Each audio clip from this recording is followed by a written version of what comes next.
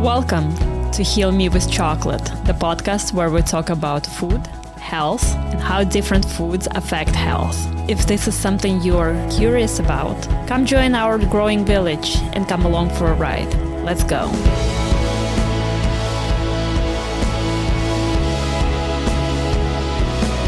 Last week we talked about how sugar affects the body, and I promised to start talking about the alternatives to sugar.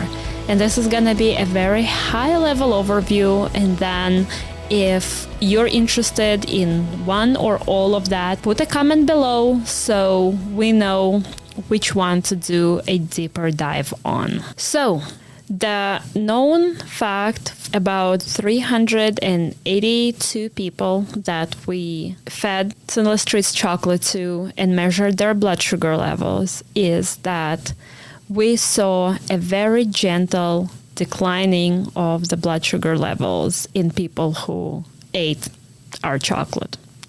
That is also true for me, and I wear a continuous glucose monitor, and if I eat my chocolate bonbons, which is like a very artistically looking pieces, and I usually start with 6 of them in any given morning, I also see my sugar level dropping very gently. So if I start with blood sugar level of 87, I may end up somewhere at 83. So why is that? And why don't other chocolates behave completely differently?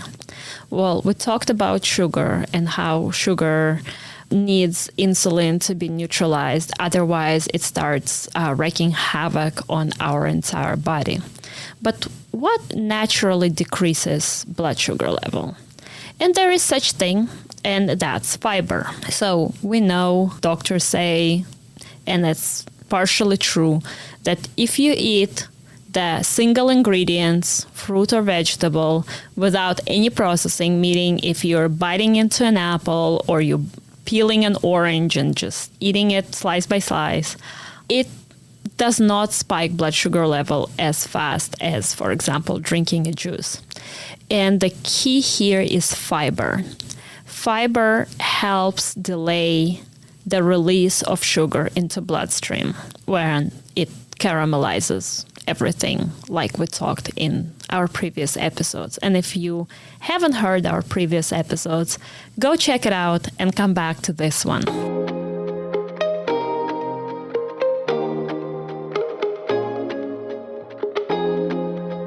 Fiber is an absolutely essential nutrient. Why? Not for us. Actually, it's essential for our gut microbiome. And our gut microbiome really determines how healthy we are, how well we respond to certain treatments, including cancer treatments. So there is a known fact that a more diversified gut microbiome is more protective of cancer and chronic diseases, and also there is a better outcome of chemotherapy or immunotherapy or other cancer treatment, and you have a higher diversity of the gut microbiome. So the fiber in the food is not really for us. We cannot metabolize it in any way. We cannot use cellulose and those plant-based fibers, but our commensal gut microbes can. And so when we make our chocolate, we actually take the whole cacao beans without any kind of processing. We don't push out the cacao butter, but we also don't get rid of the shells that surrounds the cacao bean in order to reinforce the natural fiber of our chocolate. The fiber content of our chocolate that we make in dark chocolate, for example, is 11 grams per serving of 33 grams. So essentially, 1 ounce has 0.1 ounce of fiber, which is unheard of for a consumer packaged good. And that fiber actually helps suck out the blood, the sugar from the blood that was already previously there. And through that mechanism helps lower blood sugar level. But we also use natural sweeteners to sweeten our chocolate, because once again, it's not bitter, it's not 100%, it's not something that I wouldn't be enjoy eating.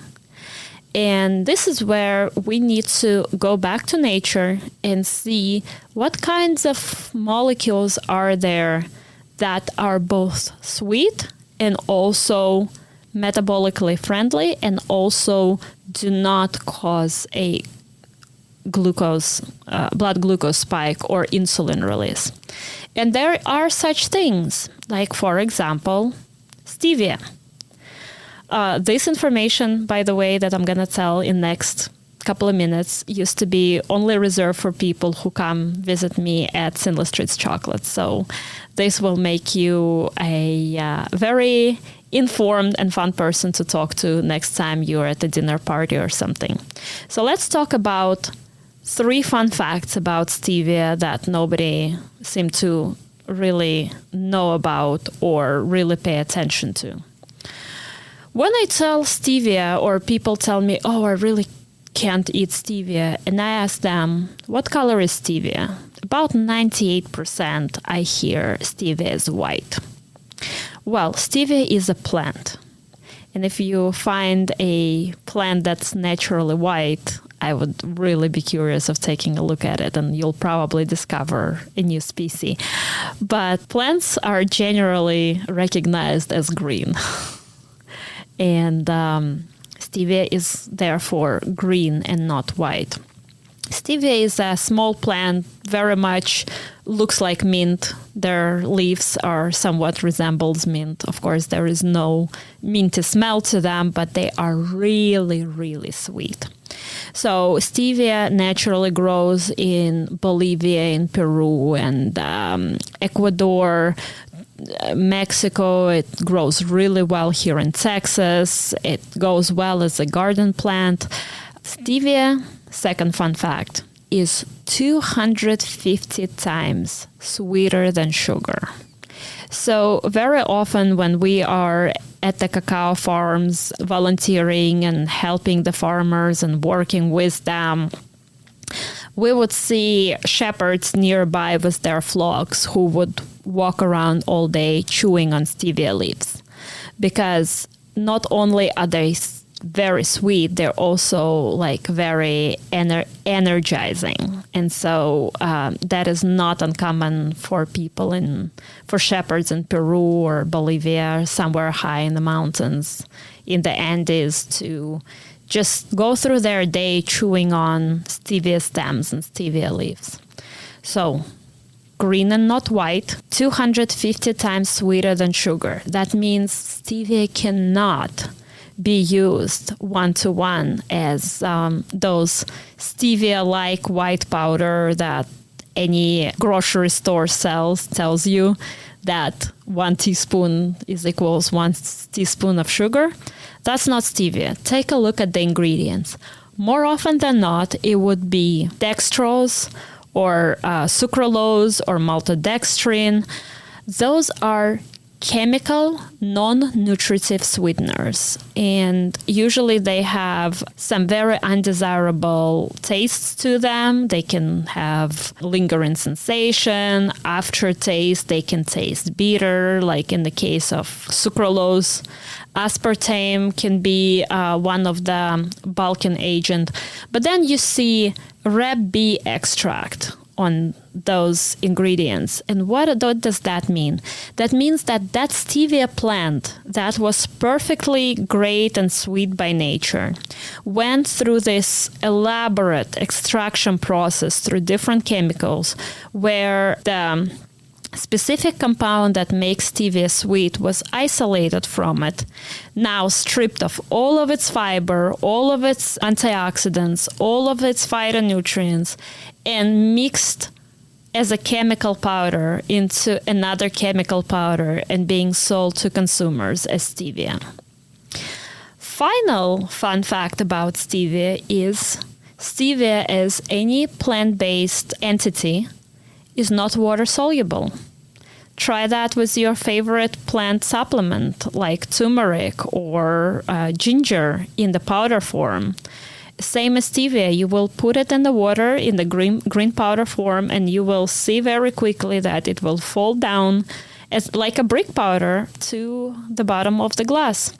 In fact, at the Sinless chocolate factory, when we have kids or visitors over, very often I let them have fun with exactly that.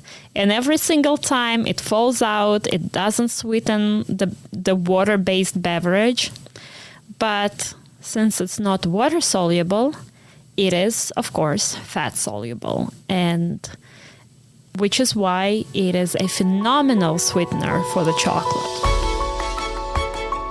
We prefer to use the plants and other ingredients that we put into our chocolate as fillings, like fruits, nuts, and spices, initially in completely unprocessed form. So it would be an unpeeled orange in my hands before we turn it into like an orange filling or a jam or something. Another thing that we use as a sweetener for our chocolate is a chicory root fiber, or inulin. You might have heard about inulin if you are a health enthusiast or you are into the functional foods. Inulin is a fiber that is also a probiotic, so it's a phenomenal food for our gut microbiome that also happens to be sweet. And it's non-glycemic, it does not raise blood sugar levels, and at the same time, it feeds and diversifies those very useful gut microbes that can also contribute to our health. So that is basically the two core sweeteners that we use inside of our solid chocolate. So our dark chocolate and milk chocolate is made with whole plant stevia, means the stalks and the leaves, and the chicory root fiber. Another sweetener we may rarely use, actually occasionally use, I would say, in our chocolate is erythritol. And I can probably hear objections comments piling up, but hear me out. Erythritol is a sugar alcohol, which is a molecule. It's a guinea pig molecule. Like, the guinea pig is an animal that has nothing to do with a country of Guinea or an animal of the pig. And sugar alcohol is the same way. It has nothing to do with sugar and nothing to do with alcohols, but that's the name of the molecules. And that's essentially a compound that naturally occurs in different fruits, berries, and vegetables that gives them a certain flavor. It's essentially a flavonoid. And so in the United States, erythritol very often is harvested from corn. And corn here did not have the best life. So usually it's sprayed with all kinds of chemicals and all kinds of herbicides, and there is a lot of toxic things that accumulates in the corn, and which is why it's very rare to see organic corn sold anywhere. The erythritol that we actually source from France, and it's made from organic apples and pears. And so the source is very different. So Europe is very adamant about not wasting food and addressing food waste in different ways. And so they use those organic apples and pears that is beyond their expiration dates and not sold, and they isolate the erythritol from that. This is the source of our erythritol that we use at our chocolate factory.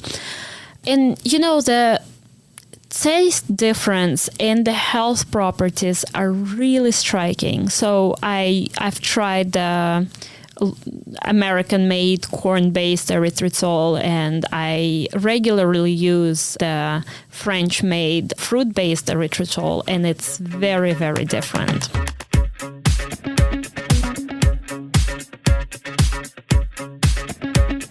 All of those natural sweeteners have their pluses and minuses. So clearly stevia is phenomenal. You don't need to use a lot of it, but it's not water soluble. So if you cannot sweeten your beverages with it. Inulin is a fiber and acts like a fiber. Also not great for sweetening the beverages, but really good in baked goods. Erythritol that we get made from organic apples and pears is great for sweetening your tea or coffee or hot chocolate and whatnot. But unfortunately, you can't bake with it because erythritol, by the nature of its small molecule, crystallizes. And so once it cools down, you have this really crunchy sensation to all of your baked goods. And so it's not really desirable for a lot of things. And so for that, we use the fourth type of natural sweeteners. It's called allulose. Allulose is a rare sugar. It actually has exact molecule as sugar, as fructose to be precise. And it has a whole range of health benefits. So it has the same molecule as sugar, but it's twisted in a way that we cannot metabolize it. So we don't have any enzymes that can cut it and turn it into a source of energy. So it comes in and out unchanged. But because it has the same molecule of the sugar, it actually acts exactly like sugar. So it caramelizes, it doesn't crystallize. You can make a lot of different things with it, like jams or dulce de leche, condensed milk, caramel.